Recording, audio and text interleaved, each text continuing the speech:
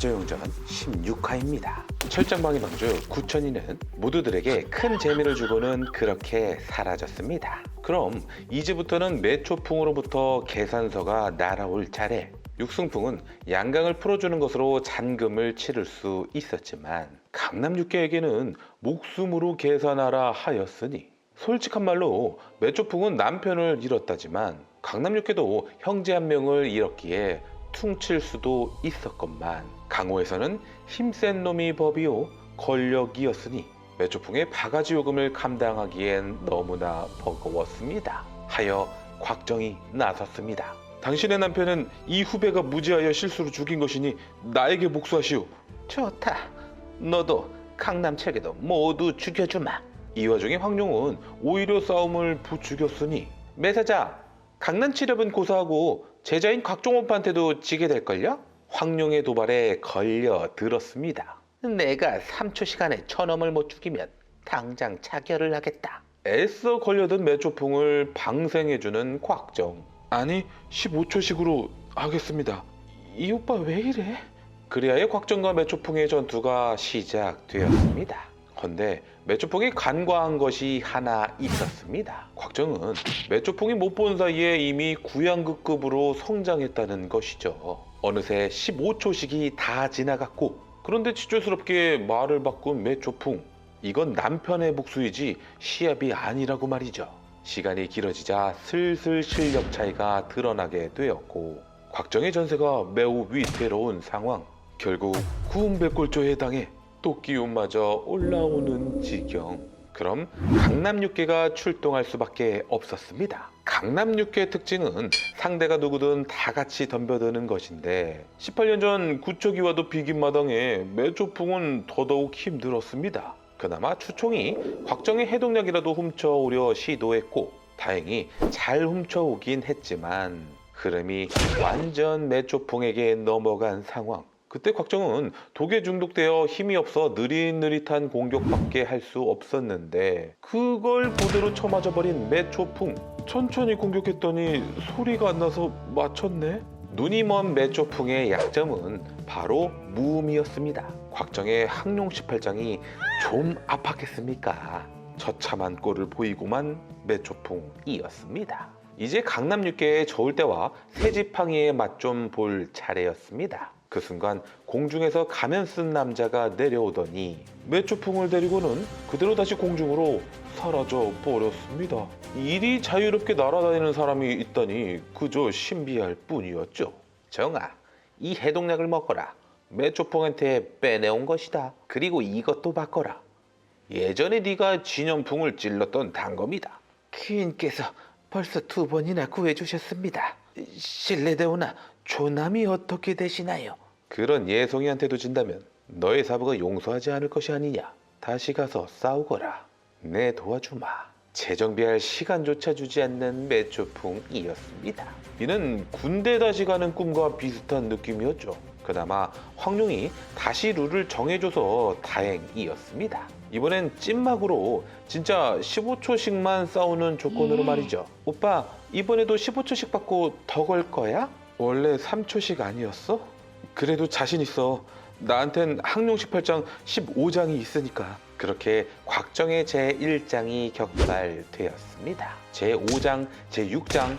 허나 매초풍은 좀 전과는 다르게 전부 막아내고 있었습니다. 분명 무음 공격에는 취약해야 했거늘 이유는 알 수 없었지만 이대로라면 곽정에겐 승산이 없었습니다. 이런 지붕 위에 그 가면 쓴 남자가 손가락으로 돌을 튕겨 곽정의 위치를 알려주고 있었다니 우리의 황룡이 이를 지켜만 볼 리가 없었습니다. 돌을 튕기는 무공, 즉 탄지신통에 맞서 기왓장을 주워다가 마구 바닥에 뿌려댔습니다. 물론 그렇다고 해도 곽정이 유리한 것은 아니었습니다. 또 탄지신통이 곽정에게 맞기라도 한다면 정말 치명적이었을 거였죠. 그러자 황룡이 가면 쓴 남자에게 말했습니다. 아버지, 아버지가 오셨군요. 그 말에 지면으로 내려오는 가면 쓴 남자. 정말 황룡의 아비라면 이 사람이 황약사? 가면을 벗어버리자 정말 맞았습니다. 이 사람은 천하오졸 중 한 명이자 도화도 문파 매초풍과 육승풍의 사부였으며 강호에서는 동쪽에 사악한 사람, 즉 동사로 불리는 황약사였습니다. 큰일이군. 요녀의 아버지가 왔으니 말이야. 황룡이 달려가 반갑게 맞이해 주었고 황약사 역시 딸내미만큼은 끔찍히 사랑했던 모양이었습니다. 헌데 곽정과 강남육계는 눈길조차 주지 않았으며 오로지 도화도의 제자들만 상대하고 있었습니다. 황약사는 매초풍이 구음진경을 훔쳐서 달아나는 바람에 화가 나서 애꿎은 남은 제자들의 다리를 절단낸 사람이었습니다. 하여 새롭게 창간한 무공을 육승풍에게 주면서 말하길 이 무공을 연마하면 5년 뒤에는 다시 걸을 수 있다고 했습니다. 또 아들 육관영에게도 이제 도화도의 무공을 가르쳐도 된다 허락까지 하였습니다. 원래 사부의 허락 없이 사문의 무공을 전수해주면 안 되었는데 이를 잘 지켜준 것의 보답이었죠. 육승풍은 어찌나 감격했는지 바닥을 기면서까지 감사하다 하였습니다. 이제 매초풍의 차례였습니다. 사부를 배신한 것도 모자라 감히 구음진경까지 훔쳐가다니 매초풍은 제발 죽여달라 말할 뿐이었습니다. 근데 황약사는 배신자를 편하게 죽여줄 리가 없었습니다. 우선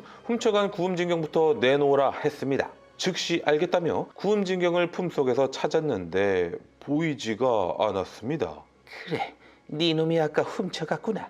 어서 내놔라. 난 해동약만 가져갔을 뿐이요. 강남 측에는 절대 거짓말을 하지 않소. 사자, 어디 다른 데에서 잃어버린 게 아니시오?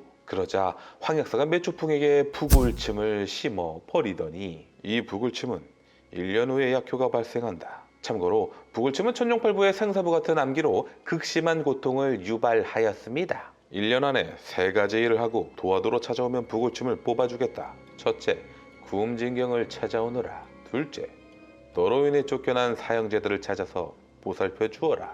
셋째, 허락 없이 구음진경을 연마하였으니 어찌해야 하겠느냐. 스스로 양팔을 잘라내 무공을 치우겠습니다. 그렇게 매초풍은 인사를 올리고 즉시 자리를 떠났습니다. 이제 강남육계의 차례가 왔습니다. 비록 배신한 제자였지만 나 말고 그 누구도 내 제자를 죽일 순 없다. 강남육계가 아니라 강남 60개라도 죽임을 당할 판이라 곽정이. 진연풍은 내가 죽인 것인데 사부님들과 무슨 상관이 있단 말입니까? 좋아, 기계는 있군. 그럼 네가 대신 자결하도록 하라. 알겠습니다.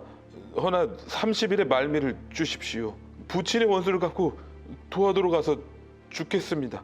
황약사는 콧방귀를 한번 뀌더니 그대로 황룡을 데리고 사라져 버렸습니다. 모두가 무시무시한 황약사 앞에서 무력함만을 느껴야 했습니다. 곽정에겐 시간이 얼마 없었으니 즉시 떠나겠다고 하였고 또 약조한 대로 양강을 풀어주게 되었는데 육관영이 부하놈만큼은 풀어줄 수 없다고 하자 사람 좋은 곽정이 이자도 같이 풀어달라고 부탁을 하였고 그러자 부하놈이 넙죽절을 울리며 감사함을 표했습니다. 이 단천덕, 소요배 은혜를 절대 잊지 않겠습니다.